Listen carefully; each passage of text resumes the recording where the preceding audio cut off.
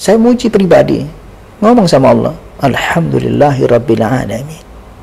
Saya sampaikan kepada Allah, ada respon, Hamidani abdi, maka aku menjadi tenang, hambaku memujiku. Direspon dengan apa?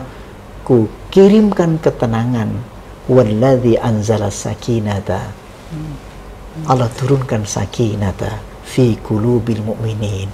Huwa itu Allah mengirimkan respon tenang. Gak kebayang ya? Dan real time ya? Real time.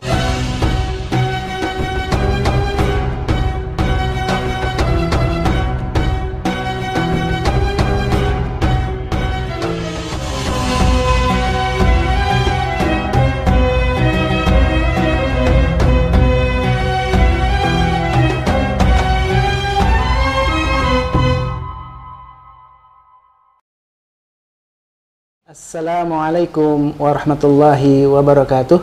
Sahabat khusyuk yang dirahmati Allah, alhamdulillah kembali bersama Ustaz Abu Sangkan. Dan saya baca di YouTube ada beberapa pertanyaan nih yang Ustaz bisa menjawabnya nih. Salah satu pertanyaan yang saya baca tentang bagaimana caranya supaya lebih khusyuk dengan cara menerjemahkan setiap bacaan ayat yang dibaca. Misalkan ketika baca Al-Fatihah, Bismillahirrahmanirrahim, di hatinya dengan nama Allah yang Maha Pengasih lagi Penyayang. Jadi dalam hatinya begitu, Ustaz. Terus doanya itu sebuah alhamdulillah, segala puji bagi Allah. Jadi dia ingin mempertahankan kekhusyuan itu dengan cara menerjemahkan. Ini apa ada kaitannya, Ustaz, dengan kekhusyuan yang menjadi target yang seharusnya didapatkan oleh seorang yang sholat, Ustaz? Ya. Sholat itu kan yukhatibu rabbah. Sholat itu perbincangan. Jadi sebenarnya tidak sulit. Jadi kita kadang-kadang jadi bingung. Iya. Pertama kan memang kebanyakan orang tidak mengerti bahasanya. Al-Fatihah itu apa, surat-surat yang kita baca. Makanya la taqrabus salata wa antum sukara hatta ta'lamu ma taqulun. Jangan kau dekati sholat wa antum sukara. Nggak ada mabuk ya. Kau dalam kondisi tak sadar. Syaratnya sadar, hatta. Jadi kalimat hatta itu menunjukkan kewajiban untuk sadarnya. Hatta ta'lamu ma taqulun. Sampai engkau tahu apa yang kau ucapkan. Ini kesadaran. Jadi baik, pertanyaan itu menjadi sebuah pikiran untuk kita ketika Rasulullah sholat. Beliau itu membaca ayatnya itu dibaca tartil, lalu beliau itu menangis. Menangis berarti kan beliau itu mengerti maksudnya. Makanya fawailul liman qara'aha lam yatafakkar fiha. Maka celakalah orang yang baca Quran ketika sholat tapi tidak mentafakurinya. Hubungannya apa? Karena pertanyaannya si Nabi bilang, lima tabki ya Rasulullah, kenapa engkau menangis? Jadi Nabi itu kalau baca Quran itu menangis. Menangis berarti ada hubungan dia dengan Allah, gitu kan? Dan memuji, menyanjung, terus bacaan Quran itu firman-firman Allah. Kemudian pertanyaan yang nyambung dengan tadi tuh, gimana kalau tulisannya Yasin? Kan nggak ngerti artinya Yasin itu. Nun wal qalami wa ma yasturun, misalkan ya. Nunnya itu gimana gitu? Yasin, Alif Lam Mim, Toha, Qaf Ya Ain Shad, misalkan itu kan kita nggak tahu artinya. Innamal mu'minuna alladzina idza dzukirallahu wajilat qulubuhum wa idza tuliyat 'alaihim ayatu zadatuhum imanan. Nah ini orang beriman itu unik, nggak ngerti artinya, bergetar hatinya. Sesungguhnya orang beriman itu sebut nama Allah, bergetar hatinya. Allahu Akbar, bergetar. Kan gitu. Kenapa bergetar? Nggak tahu.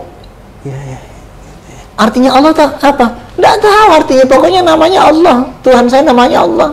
Innani anallah. Sampai tidak tahu kenapa bergetar pun ya? Nggak tahu. Iman. Karena iman. Wa idza tuliyat 'alaihim ayatu. Dan apabila dibacakan surat-surat Allah, ayat-ayat Allah, zadathum, bertambah getarannya. Nggak tahu. Saya nggak tahu kenapa bergetar gitu. Nah, pertanyaan kenapa kamu tidak bergetar? Boleh dong bertanya kenapa ente tidak bergetar kan gitu. Jadi sekarang kalau ditanyakan kenapa bergetar, rasanya saya nggak ngerti. Saya baca surat cinta misalkan, dapat surat cinta dari kekasihnya yang sudah lama tidak berjumpa, atau berada di tempat yang sangat jauh, baca WA-nya, bergetar, rindu, nangis. Kenapa kok menangis? Ketemu orang biasa, yang lain kok nggak nangis, kok hanya kepada dia kok nangisnya kan itu. Kenapa hanya kepada Allah kau menangisnya? Karena iman. Jadi kalau soal bergetar, orang Arab pun dulu ya, kafir Quraisy paham bahasa Arab tapi tidak bergetar kan? Tidak bergetar. Qalatil Arab amanna qul lam tu'minu walakin qulu aslamna walamma yadkhulul iman fi qulubikum. Orang Arab badai itu mengatakan ia telah beriman. Katakan ya Muhammad belum beriman. Walamma yadkhulul iman fi qulubikum, karena iman itu belum masuk dalam hati. Tapi katakan aslamna, aku udah masuk Islam. Tapi iman belum ada. Tanda iman belum ada. Karena iman itu dibacakan Quran itu bergetar.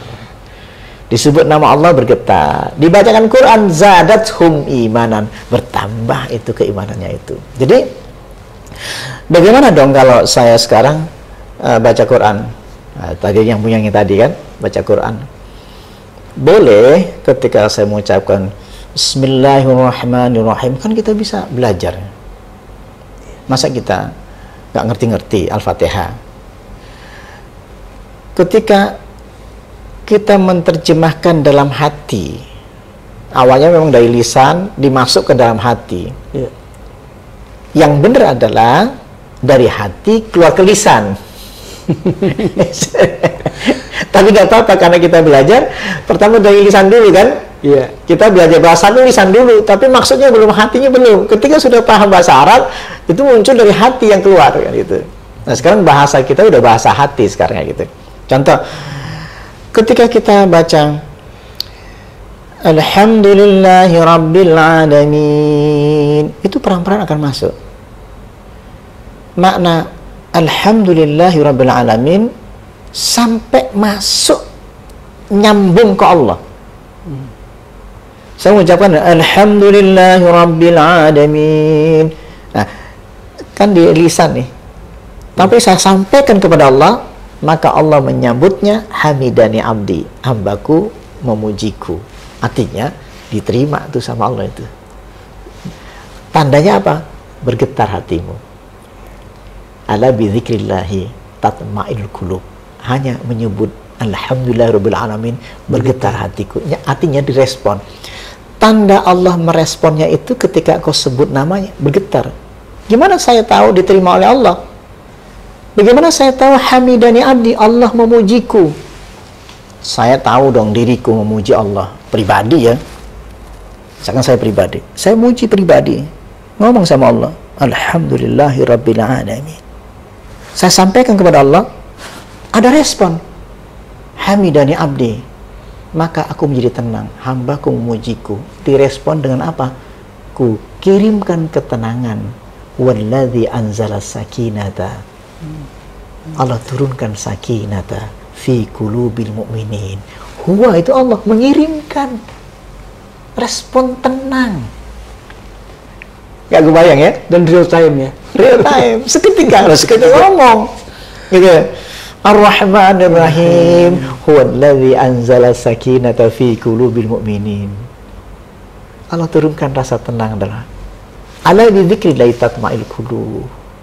Terus begitu asna ala abdi majjadani abdi, hambaku menyanjungku, mengagungkanku, maka kukirimkan tenang, kukirimkan tenang. Iyyaka na'budu wa iyyaka nasta'in. Ya Allah, kepada Engkau aku menyembahmu. Wa iyyaka nasta'in, kepada Engkau aku minta tolong. Apa yang kau minta dijawab oleh Allah. Rasakan apa yang kau minta. Wali abdi ma sa'ala, untuk hambaku apa yang kau minta. Ihdinas siratal mustaqim. Kalau gitu ya Allah, kasih petunjuk. Oke. Responnya apa? ketika kamu minta ihdinas siratal mustaqim, fama yuridillahu ayyahdiyahu yashrah sadrahu. Kamu rasakan di sini ada nggak Hidayah itu yang hidayah itu? Rasanya gimana? Yashrah sadrahu. Tapi kalau tidak dibuka, fama yurid ayyudillahu yaj'al sadrahu daikan harajan karena yas'aru fi sama. Kalau ihdinanya ditolak, tutup hati, nggak terasa apa-apa. Rasanya kayak tersesat. Yas'adu fis sama, tertutup hati itu. Istitarun wa zulmah. Jadi di situ sebenarnya kuncinya.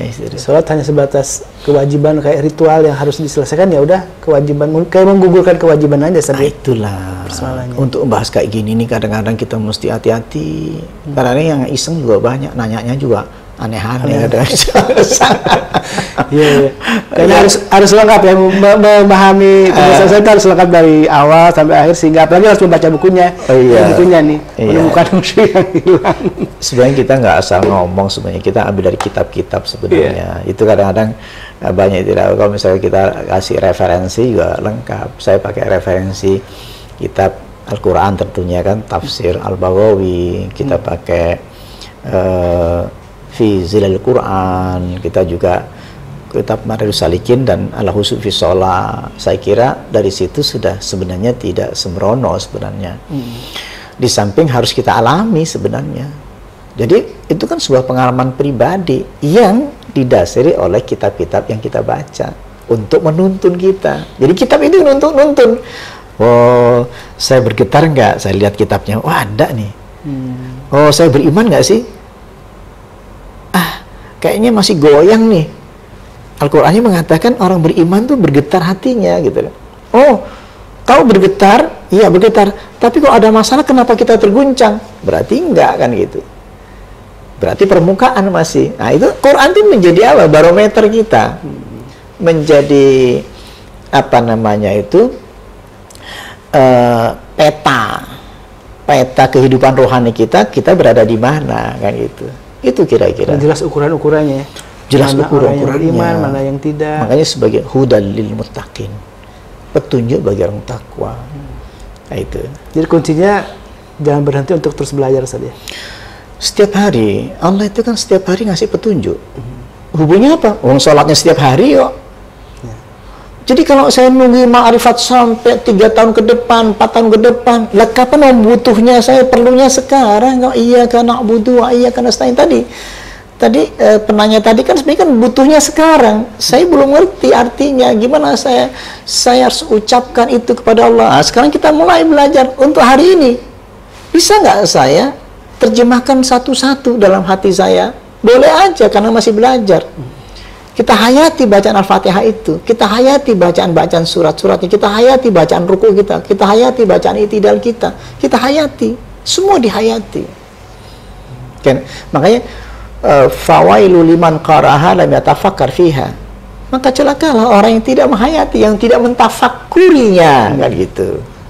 Terjemah hanya salah satu tahap awal aja saja. Tahap awal dalam terjemahan. Setelah itu harus jangan terpaku. Oh, udah tahu artinya, setelah itu tidak ada rasa. Sama aja saja. Iya. Karena orang Arab pun paham dengan artinya, tapi tidak ada getaran juga. Ada getarnya. Orang Arab itu bisa bahasa Arab semua. Belum tentu bergetar hatinya. Kita bahasa Inggris bisa, I love you semua bisa. Belum tentu I love you itu bisa menggetarkan hatinya kepada siapa saja, nggak bisa. Kan tertuju kepada seseorang yang ada hubungan batinnya. Bainal mutabatina ini, antara dua batin tadi. Itu yang dimaksudkan. Jadi kalau saya simpulkan, kalau ingin benar-benar belajar khusyuk itu harus meminta sama Allah, diberikan ilham terus ya, meminta ilham, meminta petunjuk. Sehingga sebenarnya gini, ikuti saja sholat yang benar dan bacaannya, gerakan-gerakan sholatnya dengan sempurna, wudhu yang sempurna. Kalau enggak dibikin ribet sama orang. Ribetnya apa? Kamu harus punya guru mursyid. Iya, setuju, silakan memberi petunjuk namanya. Caranya sholat, itu guru mursyid namanya itu. Guru mursyid saya siapa? Guru saya SD kali. Waktu SMP, waktu SMA, dan guru pesantren saya kan itu. Saya sholat sesuai dengan syariat. Syariat itu aja sebenarnya. Jadi jangan ribet-ribet, karena saya perlukan sekarang. Di dalam sholat itu ada ma'rifat. Dalam sholat itu ada fikih. Dalam sholat itu ada bahasa Arabnya. Dalam sholat itu ada keimanan.